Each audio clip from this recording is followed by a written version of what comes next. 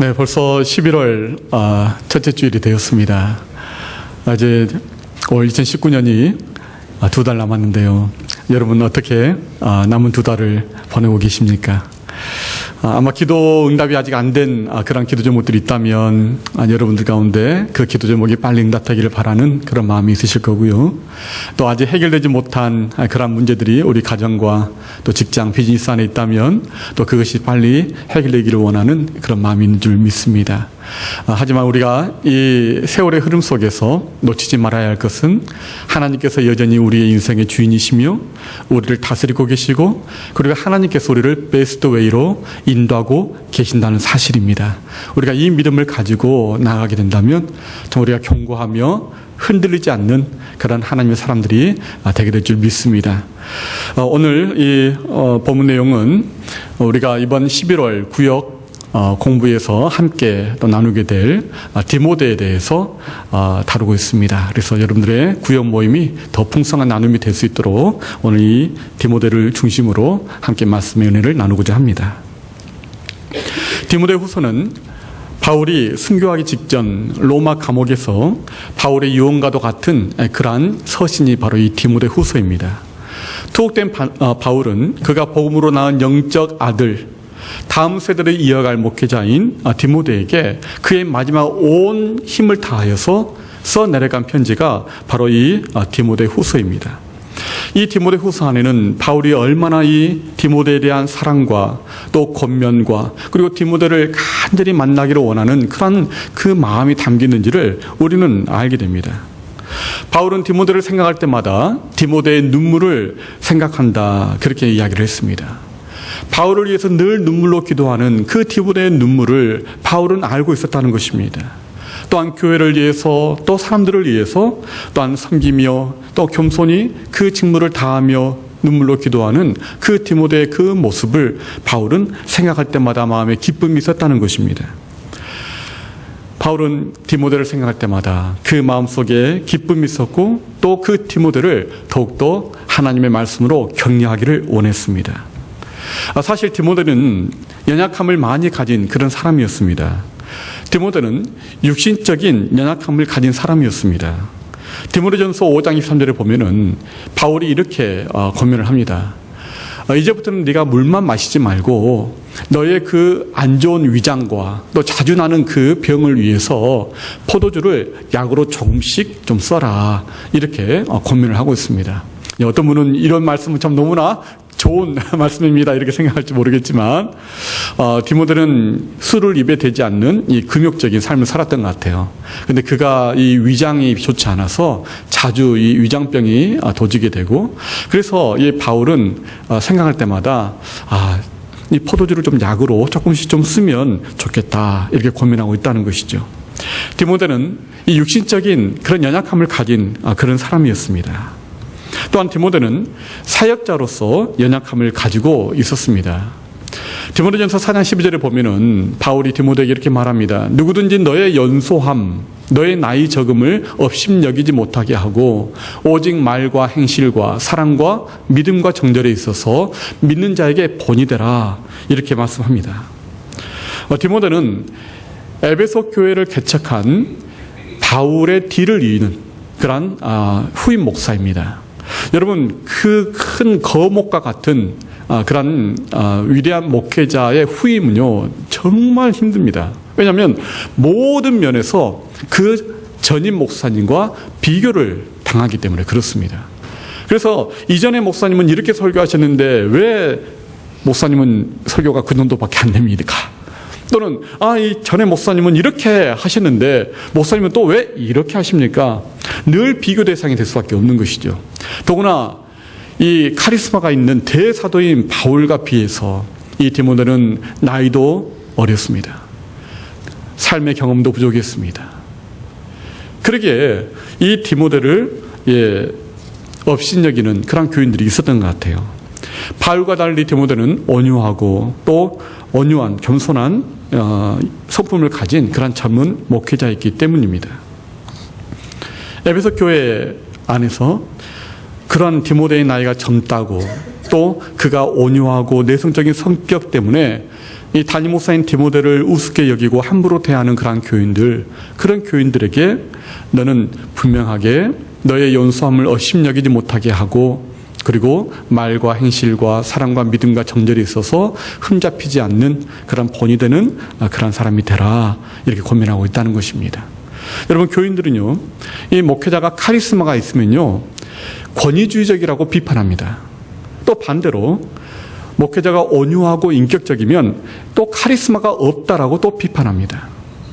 여러분, 하지만 이 디모데는 그가 가진 이러한 연약함을 어떻게 극복했을까요? 디모데는 이러한 자신이 가지고 있던 육신의 연약함, 또 사역자로서의 연약함, 이 모든 것들을 그가 마침내 극복하고 하나님의 단 복음을 땅끝까지 전하는 바울 사도의 뒤를 이은 그런 영적 후계자가 될 수 있었습니다. 무엇이 그를 그렇게 만들었을까요? 그것은 또한 우리에게도 동일하게 적용이 되는 것입니다. 우리 모두는 다 연약함을 가지고 있는 사람들입니다. 좀 어떤 사람은 디모데처럼 좀 몸에 계속 고질적인 그런 질병을, 또 연약함을 가지고 있는 분들도 계십니다. 또 어떤 분은 또 직장과 비즈니스 안에서 또 경험이 부족하고 또 자원이 부족하고, 그리고 또한 인력이 부족해서 늘 자신의 한계를 느끼고 있는 또 그런 분들도 계십니다. 우리는 어떻게 이 디모데가 자신의 연약함을 극복했는가, 그리고 우리는 또한 어떻게 그렇게 할 수 있는가, 저는 세 가지로 여러분들과 함께 나누기를 원합니다. 첫 번째는 하나님의 말씀에 충성함으로 디모데는 자신의 연약함을 극복했습니다. 디모데후서 1장 1절 2절에 보면은 하나님의 뜻으로 말미암아 그리스도 예수 안에 있는 생명의 약속대로 그리스도 예수의 사도된 바울은 사랑하는 아들 디모데에게 편지한다. 그러면서 바울은 디모데에게 하나님의 생명의 약속에 대해서 이야기를 하고 있습니다. 여러분, 세상 사람들은요, 성공에 대해서 네 가지 단어로 규정을 합니다. 네 가지 P로 시작되는 그런 단어로 규정을 하는데, 첫째는 포제션입니다. 소유. 얼마나 많은 재산과 소유를 가지고 있는가. 또 두 번째는 포지션입니다. 얼마나 사회적인 높은 지위에 올라갔는가. 세 번째는 파워입니다. 얼마나 권력을 가지고 있는가. 또 네 번째는 플레저. 얼마나 쾌락과 또 이 세상의 모든 것들을 즐기며 살 수 있는 여유가 있는가. 이 네 가지를 통해서 이 세상에서는 그 사람의 성공을 가늠합니다. 그리고 또 이 네 가지 것을 가지고 자신이 누구인가를 보여주고 싶어하는 그런 사람들도 바로 이 세상의 사람들입니다. 이 세상 사람들이 말하는 이 성공의 기준들, 성공의 요소들은 다 이 땅에 속한 것들이죠. 유한한 것들입니다. 하지만 하나님께서 우리의 성공의 여부를 결정짓는 것은 따로 있다고 말씀합니다. 바로 그것이 방금 여러분과 함께 보았던 바로 생명의 약속, Promise of Life입니다. 이 다섯 번째, 이 P로 시작되는 이 단어가 우리의 인생의 성공의 여부를 결정짓는다는 것입니다. 그리스도 예수 안에 있는 생명의 약속을 받았느냐, 받지 못했느냐, 그 여부에 따라서 우리의 인생의 성공이 결정된다는 것입니다. 생명의 약속이란 무엇입니까? 우리의 생명의 주인 되신 바로 하나님의 말씀을 말하는 것입니다. 디모데는 어려서부터 하나님의 말씀을 알았습니다. 그 말씀을 통해서 양육을 받았습니다. 그리고 사도 바울이 전해준 복음을 통해서 그는 마침내 예수 그리스도를 믿고 구원을 얻게 되었습니다. 그래서 바울은 디모데가 네가 어려서부터 성경을 알았고, 이 성경 구약 성경을 말하죠. 그리고 또한 그리스도 예수 안에 있는 믿음으로 말미암아 구원에 이르는 그러한 복음을 받았다. 생명의 약속을 받았다. 이렇게 말하고 있는 것입니다. 디모데는 일평생 이 생명의 약속인 하나님의 말씀을 늘 자신의 마음속에 두었습니다. 그 말씀대로 살려고 몸부림쳤습니다. 그 말씀을 잘 이해하고 잘 해석하고 그 말씀을 올바로 선포할 수 있도록 말씀을 연구하는 일을 게을리 하지 않았습니다. 그래서 디모데후서 2장 15절을 보면은 너는 진리의 말씀을 옳게 분별하며 부끄러울 것이 없는 일꾼으로 인정된 자로 자신을 하나님 앞에 드리기를 힘쓰라. 바로 이 말씀대로 디모데는 하나님의 말씀, 그 생명의 약속을 잘 분별하고 부끄러울 것이 없는 그러한 일꾼으로 하나님 앞에 자신을 드렸다는 것입니다. 이것을 통해서 디모데는 자신의 그 연약함을 하나님의 말씀의 은혜와 생명과 능력으로 극복을 해냈다는 것입니다. 여러분, 연약함을 느끼고 계십니까? 여러분 가운데 또한 한계를 느끼고 계십니까? 능력이 없으십니까? 그렇다면 여러분들은 다시 하나님의 말씀으로 돌아가시기를 권면합니다. 여러분의 영혼에 하나님의 생명이 재충전되게 될 것입니다. 또한 모든 선한 일을 행할 수 있는 그러한 능력을 여러분들이 얻게 될 것입니다. 하나님이 주시는 생명의 약속, 즉 하나님의 말씀을 충성스럽게 믿고 순종함으로 여러분의 연약함을 능히 극복하고, 그리고 이 세상의 기준이 아닌 하나님이 보시기에 성공하는 그런 삶을 사실 수 있기를 바랍니다. 두 번째로, 디모데는 부르심에 충성함으로 자신의 연약함을 극복했습니다. 우리 3절 4절 말씀을 함께 읽어보겠습니다. 너는 그리스도 예수의 좋은 병사로 나와 함께 고난을 받으라. 병사로 복무하는 자는 자기 생활에 얽매이는 자가 하나도 없나니 이는 병사로 모집한 자를 기쁘게 하려 함이라. 자신의 부족함과 연약함을 극복할 수 있는 그 힘은 어디에서 나올까요? 그것은 내가 누구인가, 그리고 나는 누구에게 부름을 받았는가, 바로 그것을 분명히 아는 데서 온다는 것입니다.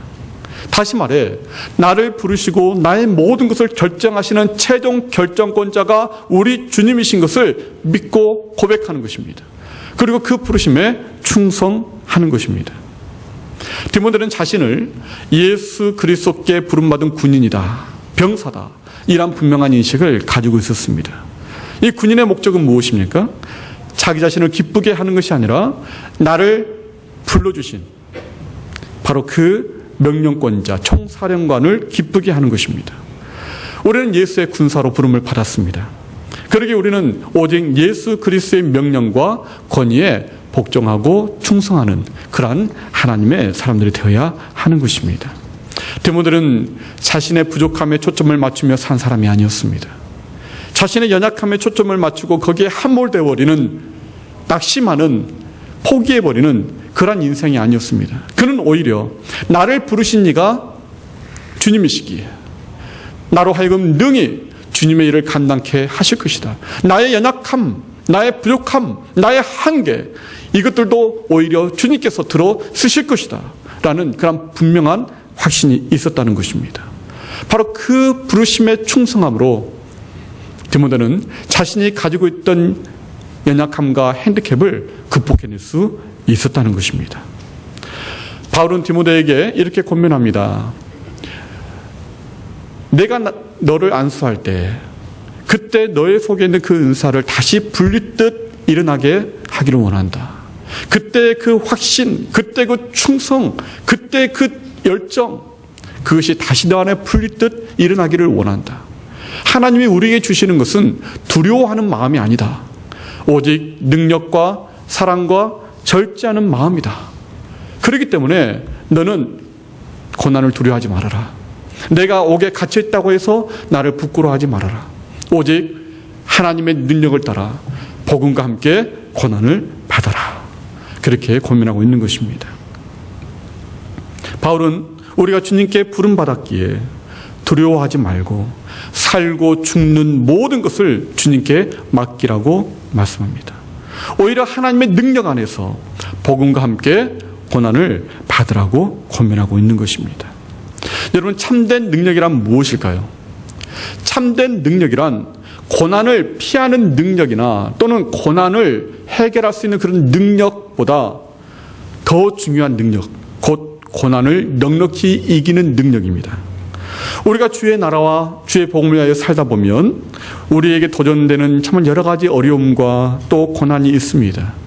그 고난을 이기는 능력, 그 능력이 바로 나를 부르신 그 주님만을 기쁘시게 하고자 하는 그 충성스러움에서 나온다는 것입니다. 나를 부르신 이가 주님이시다. 또한 나를 들어 쓰시는 분도 주님이시다. 바로 그 사실을 분명히 자각하는 데서 우리는 우리의 연약함을 이겨낼 수 있고 또 넉넉히 복음과 함께 고난까지도 기꺼이 받을 수 있다는 것입니다. 주님은 우리에게 두려워하는 마음을 주시는 분이 아니십니다. 오직 능력과 사랑과 절제하는 마음을 우리에게 주십니다. 여러분, 내가 누구인지 다시 한번 우리 주님으로부터 확인하시길 바랍니다. 정말 나를 부르신 이가 누구인가? 나에게 구원을 베풀어 주신 분이 누구인가? 나는 무엇을 위하여 살 것인가? 여러분, 그것을 다시 한번 확인하시길 바랍니다. 나의 삶의 목표가 나를 부르신 주님의 그 기쁨을 위하여 사는 것이라는 것, 바로 이것을 내 삶의 목표로 다시 한번 정하실 수 있기를 바랍니다. 그럴 때 그 초점을 잃어버리지 않는다면 우리는 얼마든지 나의 연약함과 부족함을 들어쓰시는 그런 하나님의 은혜를 체험하게 될 줄 믿습니다. 여러분, 주님께서는 우리에게 원하시는 것은 우리의 성공보다 우리의 충성을 더 중요하게 여기십니다. 우리 주님께서는 우리에게 충성을 원하십니다. 나의 모든 일들과 나의 인생, 나의 생명까지도 주님의 손에 달려있음을 믿고 나를 부르시고 구원해 주신 그 주님을 기쁘시게 하는 그 일에 여러분 충성스러운 그런 삶을 사실 수 있기를 바랍니다. 그래야 할 때 우리의 삶의 연약함을 넉넉히 극복할 수 있게 될 것입니다. 마지막으로 디모데는 어떻게 그의 연약함을 극복할 수 있었을까요? 디모데는 기다림에 충성함으로 자신의 연약함을 극복했다는 것입니다. 우리 6절 말씀을 함께 읽도록 하겠습니다. 수고하는 농부가 곡식을 먼저 받는 것이 마땅하니라. 하나님은 자신을 농부로 그렇게 비유하십니다. 뿐만 아니라 하나님께서는 우리도 또한 농부라고 말씀하십니다. 농부는 어떤 사람입니까? 씨를 뿌리는 사람입니다. 씨를 뿌린다는 의미는 언젠가 반드시 열매를 거두게 된다는 것을 의미합니다. 그런데 문제는 그 씨가 금방 눈에 띄는 열매로 나타나지 않는다는 것입니다. 농부가 아침부터 저녁 늦은 시간까지 매일 반복되는 수고를 해야 합니다. 그럼에도 불구하고 열매가 금방 눈에 드러나지 않습니다. 그 열매를 얻고 그 열매를 먹을 수 있는 그런 데까지 오랜 시간이 필요합니다. 기다려야 합니다. 그러니까 지치기 쉬운 것이죠. 우리의 삶이 그렇습니다. 우리가 우리의 자녀들을 키우는 것, 또는 나이 드신 부모님을 돌보는 것, 또는 비즈니스를 하는 것, 목회를 하는 것, 공부를 하는 것, 이 모든 것이 다 농부의 삶과 비슷합니다. 그러나 수고하는 농부가 곡식을 먼저 받는 것이 당연하다고 말씀하신 것처럼 우리의 수고에는 반드시 하나님의 부어주실 축복의 그 약속이 있다는 사실을 믿으시길 바랍니다. 여러분, 채소는 한 시즌이면 거둘 수 있지만 하지만 성전의 기둥으로 사용되는 백향목은 수십 년의 세월이 필요합니다. 마찬가지로 우리 주님께서 우리에게 부어주실 축복에 합당한 그릇이 되게 하시기 위해 그때까지 주님은 우리로 하여금 수고하게 하십니다. 씨 뿌리는 농부처럼 수고하게 하시고 그리고 인내하게 하시고 그리고 기다리게 하십니다. 그 과정을 통해서 우리는 주님이 기뻐하시는 그런 사람으로 또한 그릇으로 연단되어져 가는 것입니다. 빌립보서 2장 22절에 보면은 바울이 이렇게 말합니다. 디모데의 연단을 너희가 알고 있다. 디모데의 연단. 디모데가 얼마나 많은 고난과 그 수고를 통해서 하나님의 그릇으로 준비되고 쓰임받았는지 그 연단의 과정들을 너희 모두가 다 알고 있다. 그렇게 바울은 말하고 있습니다. 디모데가 언제 어디에서 순교했는지 거기에 대한 기록은 남아있지 않습니다. 하지만 AD 81년에서 96년 사이에 로마의 도미티아누스 황제의 박해로 순교했다라고 전해지고 있습니다. 바울도 그렇고 디모데도 그렇고 이들은 씨를 뿌린 사람이었습니다. 이들은 당장 이 복음의 열매를 보지 못한 사람들이었습니다. 그 열매를 거두지 못한 사람들이었습니다. 여전히 힘들게 고생하며 수고하며 복음의 씨앗을 뿌렸지만 당장 그것이 눈앞에 드러나지 않았습니다. 그리고 그 열매를 보지 못한 채 순교하며 이 세상을 떠났습니다. 그 이후에 이제 마침내 그 씨앗들이 열매를 맺게 된 것입니다. 그리고 로마가 복음으로 정복되고 전 세계로 예수 그리스도의 복음이 전파되게 되었습니다. 그리고 우리는 그 열매를 거두고 그 열매를 누리고 있는 것입니다.